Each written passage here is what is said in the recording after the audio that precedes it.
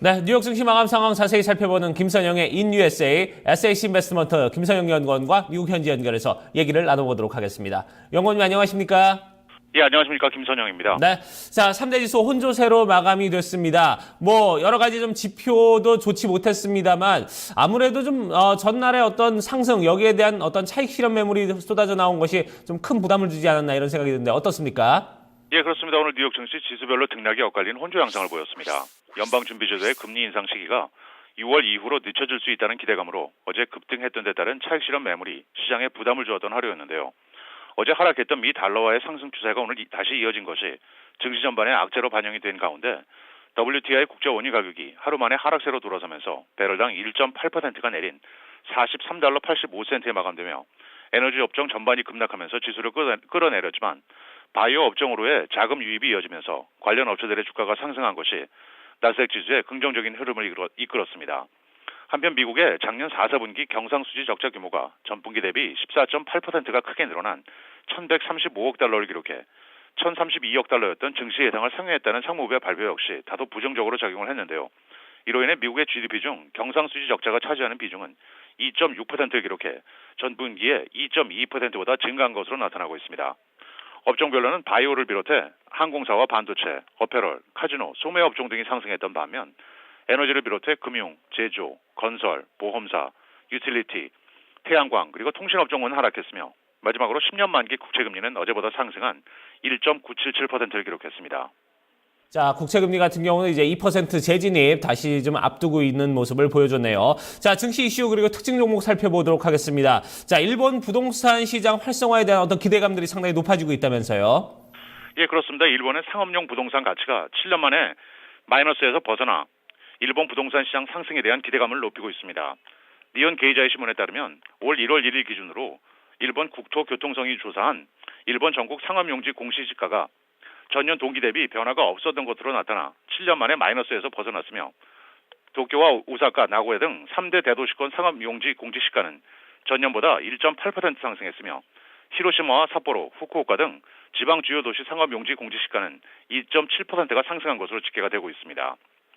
미국 2위의 소매업체 타겟은 다음 달부터 직원들의 시간당 임금을 최저 9달러로 인상한다는 소식에 오늘 0.6%의 약세를 보였습니다.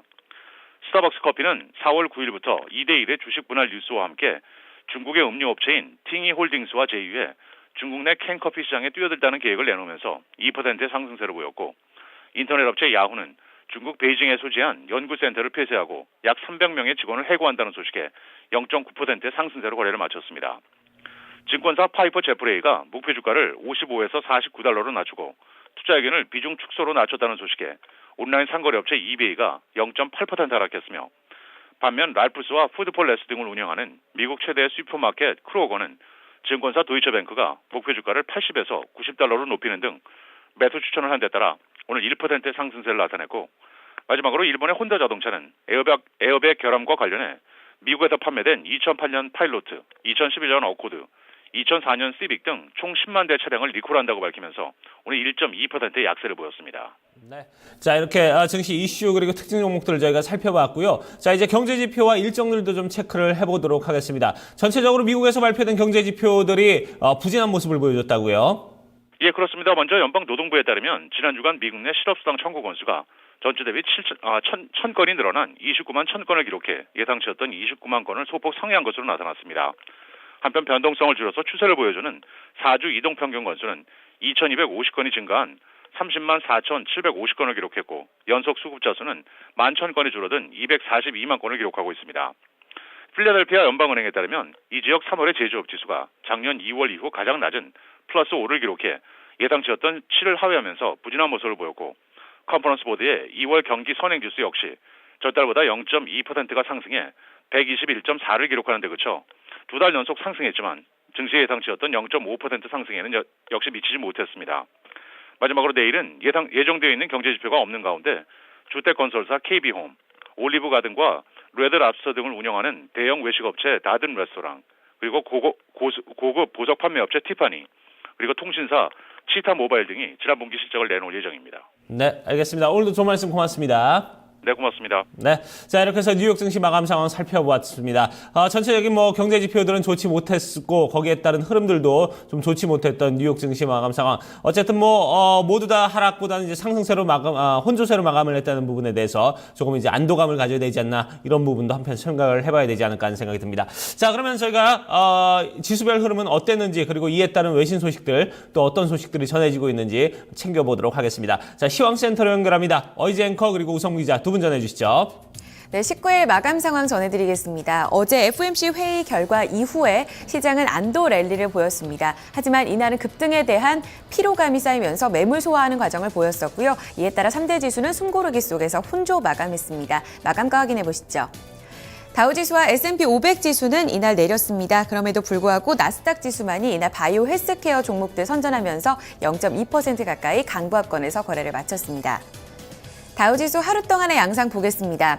어제 FOMC 회의가 있었고요. 연준의 비둘기파적인 태도에 따라서 향후 불확실성, 이 통화 정책에 대한 불확실성은 다소 잦아들었습니다. 이에 따라 어제 장 막판에 안도 랠리를 보였었죠. 하지만 이날 발표됐었던 대내적인 지표들이 대체로 엇갈린 양상을 보이면서 앞으로에 대한 통화 정책, 이 불확실성이 다시 한번 고조됐고요. 관망세가 뚜렷한 하루였습니다. 특히 고용지표 이날 신규 실업수당 청구 건수가 예상치는 밑돌았지만 전주 대비 증가한 양상을 보였었고요. 3월 필라델피아 연은지수 역시 예상치를 크게 밑돌면서 13개월 내 최저치까지 떨어지는 부진한 양상 보였습니다. 여기에 더불어서 하루 만에 달러 강세로 돌아선 것, 유가 반락을 일으켰고 이에 따라서 다우지수 내에 있는 에너지 섹터들 매도 공세가 쏟아졌습니다. 이 또한 부담으로 작용을 했고요. 어제 급등에 따라서 이날 장중 내내 좀 피로감에 따라서 매물을 소화하는 과정을 보였습니다. 다우지수 이날 하루 만에 18,000선을 하회하는 양상 나타났고요. 0.65% 내렸습니다. S&P 500 지수 보겠습니다. 같은 양상을 보였었고요. 장중 내내 하락권에서의 움직임이 나타났습니다. 특히 이날은요, 바이오 헬스케어 섹터들은 굉장히 선전했던 반면에 금융과 에너지 섹터 중심으로 매도세가 부추겨지는 모습이었습니다. 지수 전반적으로 내리면서 마감됐고요. 2090선을 밑돌았습니다. 마지막으로 3대 지수 가운데 가장 선방했던 나스닥 지수입니다. 이날 기술주는 선방하는 모습을 나타냈는데요. 앞서 말씀드린 대로 대형 섹터, 바이오 헬스케어 종목들이 중소형 주주까지 모두 선전에 나서면서 지수 상승을 이끌었습니다. 여기에 더불어서 인터넷 종목 가운데서 페이스북 지난 17일에 모바일 결제 시장에 나서겠다라는 소식이 전해졌는데 이후부터 꾸준히 우상향 패턴 보이면서 증시 상승에는 긍정적인 역할을 줬고요. 장 초반에 하락 전환 잠깐 하기도 했었지만 상승 전환하면서 고점 부근에서 거래를 마쳤습니다. 4,992포인트 선 종가 형성됐습니다. 3대 지수 보신 것처럼 모두 혼조세로 마감이 되면서 방향성에는 특별한 답을 찾지는 못하는 모습이었었는데요. 증시에 영향을 미쳤던 이슈 다시 한번 점검하겠습니다. 우성문 기자. 네, 해외 주요 소식 외신 통해 살펴보겠습니다. 앞서 들으신 것처럼 이날 뉴욕 증시 뚜렷한 긍정적인 재료가 없었던 가운데 시장은 옐런 의장의 발언을 소화하면서 부진한 모습을 보였는데요. 이런 가운데 이날 발표된 미국의 경제 지표들도 좋지가 못했습니다. 특히 미국의 신규 실업수당 고용지수는 지난주보다 소폭 늘어난 것으로 확인이 됐는데요. 자세한 소식 USA Today 통해 살펴보겠습니다. Jobless claims up slightly last week. 현지 시간으로 어제 미국 노동부에 따르면 지난주 신규 실업수당 청구 건수는 29만 1,000건을 기록했습니다. 29만 1,000건을 기록하면서 전주보다 1,000건이 늘어나는 양상을 보였는데요. 전문가 예상이었던 29만 3,000건보다는 낮아진 수치였지만 이 전주 수치 역시 28만 9,000건에서 29만 건으로 상향 조정된 것으로 확인이 됐습니다. 또한 변동성을 줄여 이 추세를 알 수 있는 4주 이동평균 건수 역시 증가한 모습을 보였는데요. 전주보다 2,250건 증가한 30만 4,750건을 나타내면서 다소 부진한 모습을 보였습니다. 하지만 전문가들은 이에 대해서 고용시장에 대해 크게 우려할 수준은 아니라고 지적을 했는데요. 특히 이게 소폭 증가하기는 했지만 여전히 고용시장 회복은 견고하게 나타나고 있어 우려할 걱정은 아니라고 지적했습니다. 네, 다음 소식 살펴보겠습니다. 이날 국제유가 역시 하루 만에 하락으로 전환하면서 뉴욕 증시의 발목을 잡는 모습이었는데요. 이날에는 달러 강세가 국제유가의 발목을 잡았다고 합니다. 자세한 소식 마켓워치 통해 함께 살펴보겠습니다. Oil futures settle at third lowest level of the year. 현지 시간으로 어제 마켓워치에 따르면 뉴욕 상업거래소에서 WTI 가격은 1.6% 급락한 배럴당 43.96달러의 거래가 마감됐습니다. 이외에 뉴욕 상업거래소에서 4월 연단 선물 시장에서 인도분 브렌트유 역시 2.5% 넘게 떨어진 선에서 거래가 이뤄지고 있는데요. 이날 달러 강세가 이어지면서 국제유가에 악영향으로 작용을 했습니다.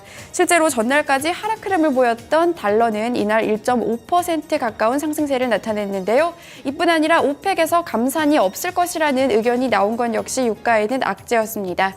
특히 이날 이 쿠웨이트 석유 장관은 원유 시장에서 시장 점유율을 잃고 싶지 않기 때문에 오펙 회원국들이 현재 생산량을 유지할 수밖에 없다는 발언을 했는데요.